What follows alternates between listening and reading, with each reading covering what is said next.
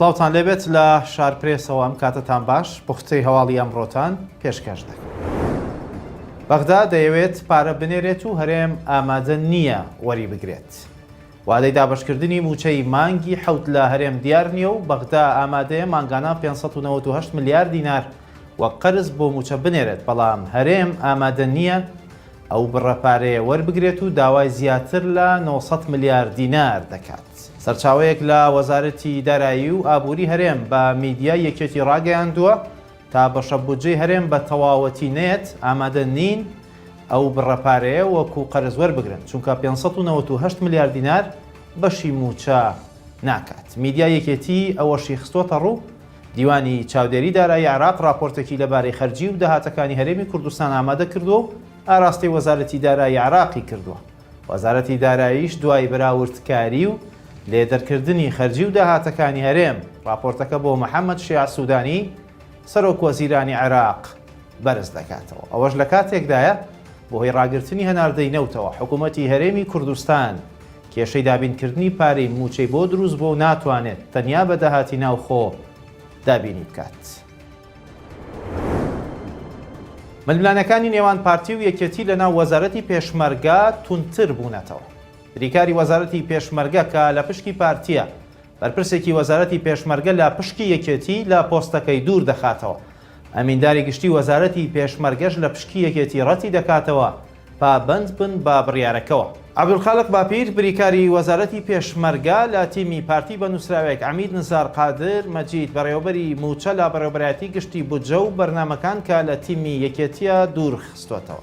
لە وەڵامی نووسراوەکەی بریکاری وەزارەتی پێشمەرگە بۆ دوورخستنەوەی پلەدارەکەی یەکێتی لیواڕوکن بەختیار محەممەد ئەمینداری گشتی وەزارەتی پێشمەرگە لە تیمی یەکێتی بە نووسراوێکی فەرمی کە ئاراستەی بریکاری وەزارەتەکەی کردووە بڕیاری دوورخستنەوەی ئەفسەرەکەی بە نایاسایی وەسف کردووە و ڕەتی کردوێتەوە پابند من پێوەی. لەسەر ئەو پرسا ڕزگار محەممەد ئەندامی لیژنەی کاروباری پێشمەرگە لە ئاخولی پێنجەمی پەرلەمانی کوردستان دەڵێت پارتی و یەکێتی خەریکە هەیکەلی وەزارەتی پێشمەرگە هەڵدەوەشێننەوە کە هاوپەیمانان مامەڵی لەگەڵدا دەکەن.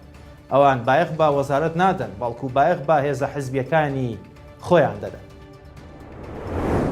خۆپشاندان دژی وەرگرتنەوەی بارەگاکانی پارتی لە کەرکووک بەردەوامە و یەکێتیش دەڵێت ئەوانەی خۆپشاندان دەکەن و ڕێگەیان داخستووە دۆستی پارتین. دوایەوەی ڕۆژی 27 مانگ محەممەد شیع سوودانی بڕیاریدا بە چۆڵکردنی بارەگاکانی پارتی لە کەرکووک و ڕادەستکردنەوەیان بەو حیزبە بەشێک لە تورکمانەکان و لایەنگرانی حەشتی شعبی خۆپشاندانیان دەست پێ کرد. ئەمڕۆ دوو ڕۆژە خۆپشاندانی تورکمانەکان و لایەنگرانی حەشتی شعبی بەردەوامە و بڕیارەکەی سەرۆک وەزیرانی عێراق ڕەت دەکەنەوە و لە بەردەم فەرماندەیی ئۆپراسیۆنە هاوبەشەکانی کەرکووک خێوەتیان هەڵدا و ڕێگای هاتوچۆی کەرکووک هەولێریان داخستووە. هاوکات مەڵبەندی دوو یەکێتیش لە کەرکووک لە ڕاگەیەندراوێکدا باسییان لەوە کرد ئەو لایەنانەی ئێستا ڕێگای سەرەکی کەرکووک هەولێریان داخستووە دۆستەکانی پارتین، هەندێکیان لە هەولێر نیشتەجێن و هەندێکیشان لە بەغدا هاوپەیمانی پرۆسەی سیاسی ئەون. لە دوای ڕووداوەکانی 16 ئۆکتۆبرەوە پارتی دیموکراتی کوردستان لە کەرکووک کشایەوە و سەرجەم بارەگاکانی کە 33 بارەگا بوون چۆڵی کرد و حەشتی شعبی و سوپای عێراق چوونە ناو بارەگاکان و لەو کاتەوە تاوەکو ئێستا تیایدا ماونەتەوە.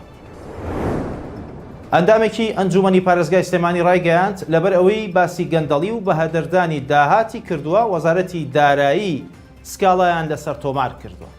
دوای ئەوەی وەزارەتی دارایی حکوومەتی هەرێم سکاڵایەکی یاسایی لەسەر کەریم عەلی ئەندامی ئەنجومەنی پارێزگای سلێمانی تۆمار کرد، ئەو ئەندامەی ئەنجومەنی پارێزگای سلێمانی بە شارپرێسی ڕاگەیاند لە چاوپێکەوتنێکدا ئاماژەی باگەندەڵی و بەهەدەردانی داهات و نادیاری داهاتی ئەو سەدان تەنکەرەی کردووە کە ڕۆژانە لە دەروازەی سنووری پەروێزخانەوە هاتوچۆ دەکەن. وتیشی وەزارەتی دارایی لە جیاتی ئەوەی لیژنە دروست بکات بۆ بەدواداچوونی کەم و کورتیەکان و هۆکاری کەمبوونەوەی داهات کەچی هاتوون سکاڵای یاساییان بە یاسای خراپ بەکارهێنانی ئامێرەکانی پەیوەندی تۆمار کردووە. کەریم عەلی ئاماژەی بۆ ئەوەش کرد نەک سکاڵای یاسایی ئەگەر بڕیاری لە سێدارە دانیشی بۆ دەرچێت ئەو هەر سوورە لەسەر قسەکانی کە کردوێتی، چونکە وەک خۆی دەڵێت بەرگری لە مافی هاوڵاتیان کردووە. تەبارەت بەو سکاڵایی کە تۆمار کراوە لەلایەن وەزارەتی داراییەوە لەسەر بەندە لەسەرەوە بۆ کە ئێمە ئەلفوبیەیەکمان لەسەر بەهەدەردان و کەمبوونەوەی داهاتی دەواازەکان و ئەو کۆمپانیانەی کە لە دەواازەکان زیادی کردووە لە سەردەمی ئەم وەزیرەی کە وەزیری داراییە لە کابینەی نوێ خستومانەتە ڕووە هەروەها کاری هاتنی لیژنەیەکی چاودێری دارایی عێراق بۆ دەواازەی پەرۆسخان و شاردنەوەی ئەو تەنکەرانەی کە ڕۆژانە لەو دەواازەیەوە بە ناوی پاشماوەی پاڵاوگەی نەوتیەوە هاتچووەکەن و ڕێژیان سەروی 600 بۆ ئەوی کە بۆ شۆفێران بە منیان تۆ نزیک 1000 تەن کرد. ئەمانەمان خستۆتە ڕوو بۆ وڵاتیان لە بەرنمەیەکی یەکێک لە کەناڵەکانە وا دیارە لە بری ئەوەی وەزارەتی دارایی لیژنە دروستکە بۆ ئەو قسانەی ئێمەوە ئەوە بکاکە بە هەمانگی لەگەڵ ئێمە کار بکەین بۆی لە دەواازەکان ئەو داهاتانەی کاڕوا بۆ گیرفانی شەخص و چەند کەسێک بیگەڕێنەوە بۆ هاوڵاتیان، بیگەڕێنەوە بۆ موچەی هاوڵاتیان، بیگەڕێنەوە بۆ پرۆژەکانی هاوڵاتیان بەداخەوە چون سکاڵایان تۆمار کردووە نەک سکاڵا و نەک ئەمری گرتن تەنانەت ئەمری ئیعدامیشمان بۆ دەرچێ ئێمە واز لەم کارانەمان نایەڵین کە دەرخستنی ڕاستیەکانە بۆ هاوڵاتیان وەڕێگەگرتنە لەو کەسانەی کە ئەیانەوێت لەسەر داهاتی ئەم وڵاتە دەوڵەمەند و داهاتی ئەم وڵاتە بۆ خۆیان بەرن.